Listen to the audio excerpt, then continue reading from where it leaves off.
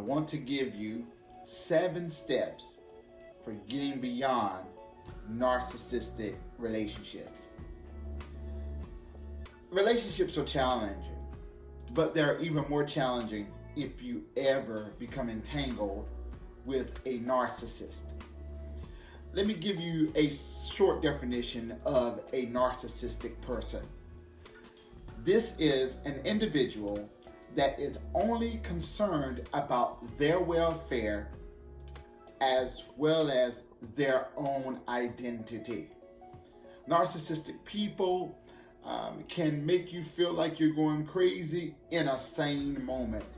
I know that had to sound crazy, but seriously, when you're dealing with a narcissistic person, they will cause you to second guess yourself, question yourself, and even when you are in the right, it will have you not feeling as though you are in the right The amazing thing about narcissistic people, that they are just not people that are found in romantic relationships. But we have narcissistic leaders. We have narcissistic family members. We have narcissistic children. The danger with being entangled with a narcissistic person for long periods of time is that you can become narcissistic.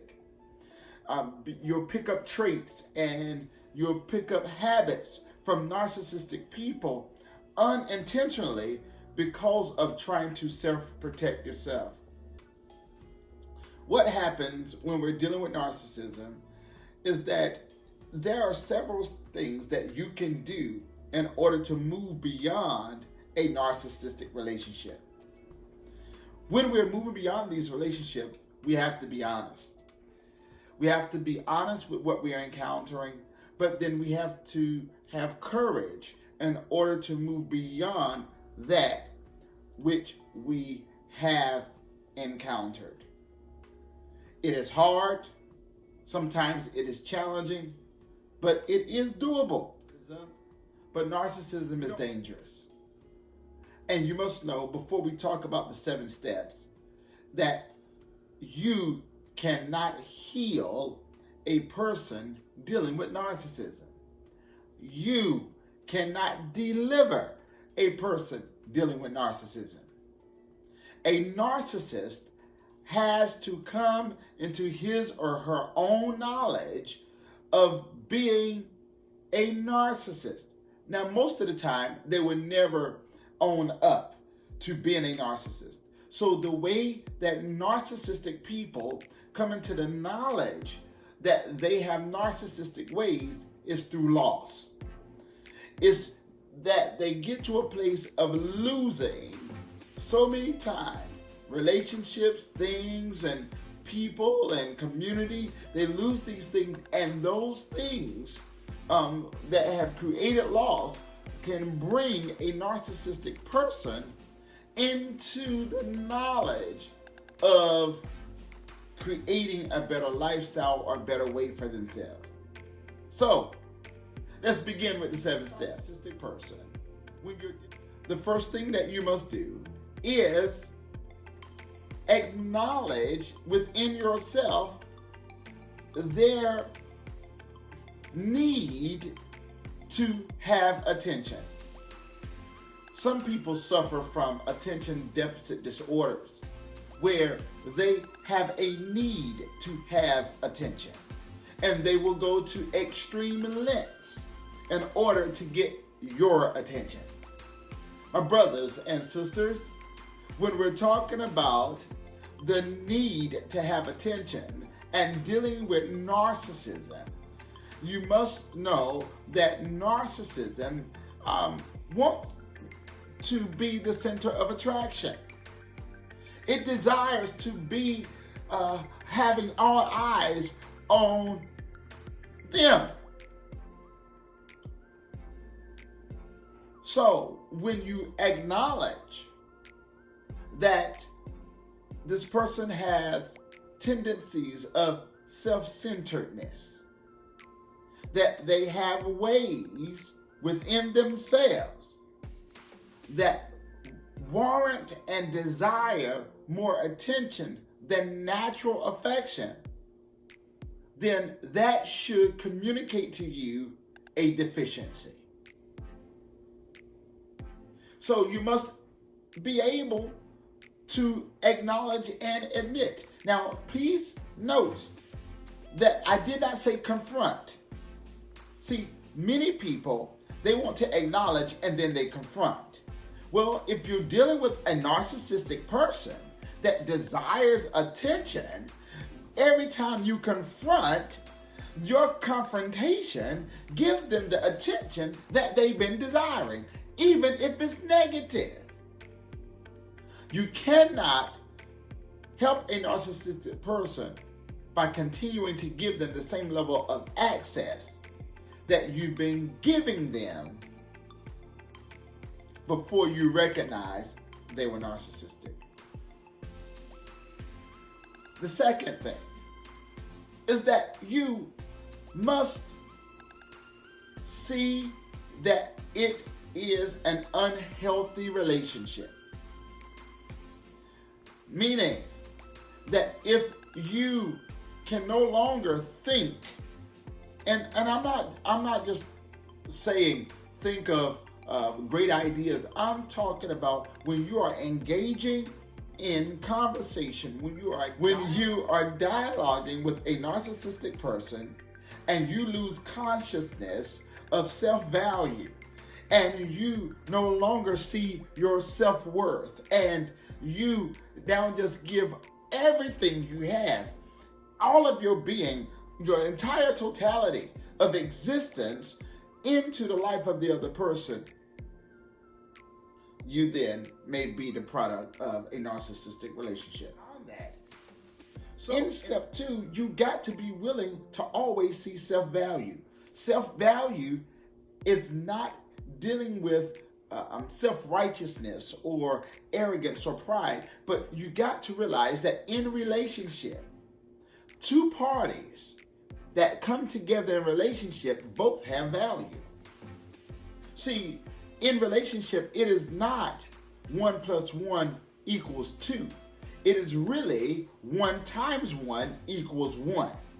Meaning that you have something to bring to the table as well as the other person. And if you feel devalued, dishonored, unacknowledged in that, and if you feel that the other person just desire to have all of their attention on them, that they desire to monopolize the conversation, if you feel as though you're being manipulated, then you may be dealing with a narcissistic relationship. Number 3, in order to move beyond narcissistic relationship is that you must be willing to reset healthy boundaries. Many people never move into a healthy phase of life when dealing with narcissism because they are not willing to reset healthy boundaries. At the moment that you are resetting healthy boundaries, you must know that it will become challenging because a narcissistic person just do not accept the word no easily. As a matter of fact, narcissistic people do not believe you when you say no. Narcissistic people do not even accept when you say no.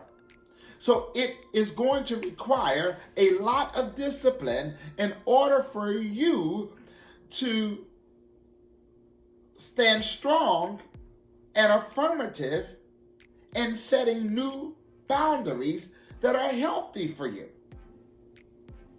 Number 4, dealing with narcissistic people requires a lot of time and a lot of energy.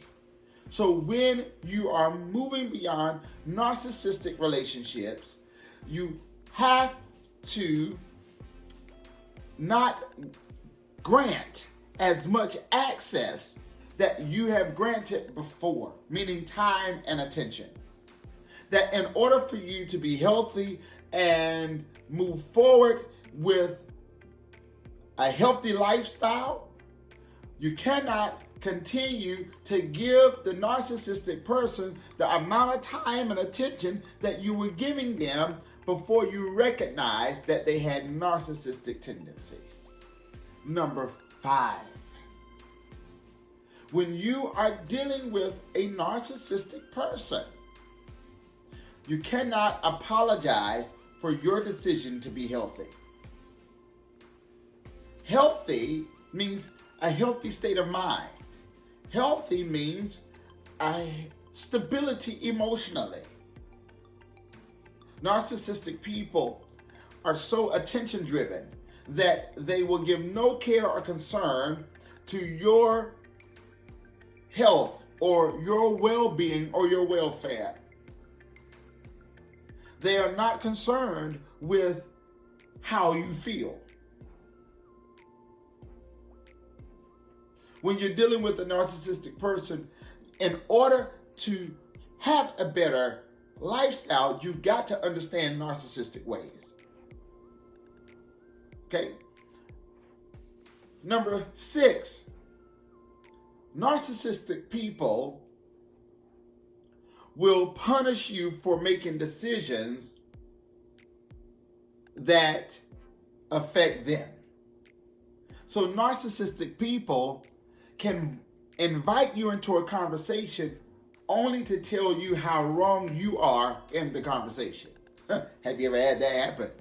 When you're dealing with a narcissistic person and they are actually telling you how wrong you are when they use the opportunity to converse under the alias that they were going to apologize or admit they're wrong. Narcissistic people will always use opportunities to make themselves shine above the rest. Narcissistic people are not concerned about the growth of the community, meaning everyone individually. That's why when we're talking about narcissistic people, we cannot look at narcissism as just a product of romance. But narcissistic relationships are in co-working relationships, are in church relationships, are in community relationships. Narcissism is so self-centered. And usually people that are narcissistic are wounded and they have gone for long periods of time without addressing the wounds of their life. That's why we need to be mindful of our children, because our children, even with both parents in the home, our children can become so given that they can become narcissistic, expecting everything to go their way, expecting people to just cater to their dreams and their goals, expecting people to just help them. But hello, that's not how the real world works. Number 7. When you're moving forward from a narcissistic relationship, you cannot apologize for being a better version of yourself.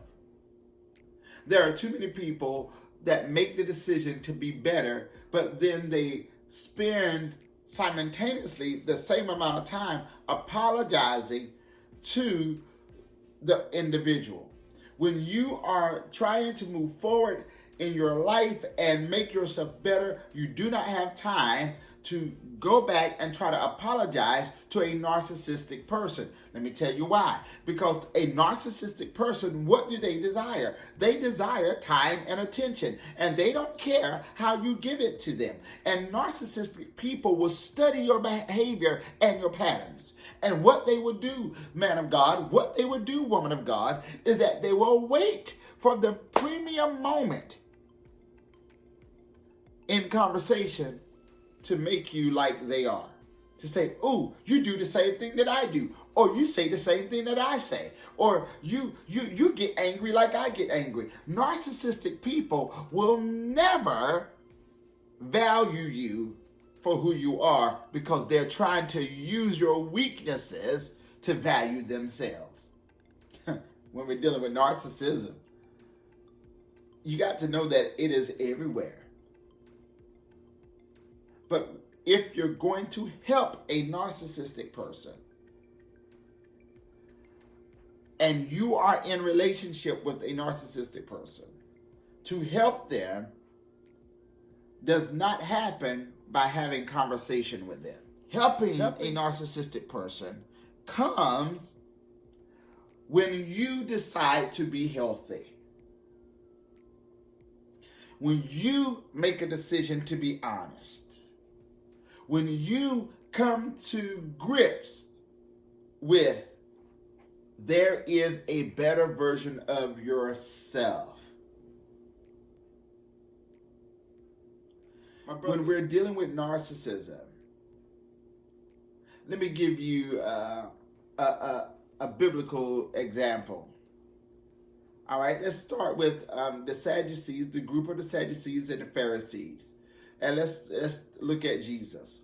When Jesus was in the land, the group of the Sadducees and the Pharisees, they would come at various times to question Jesus.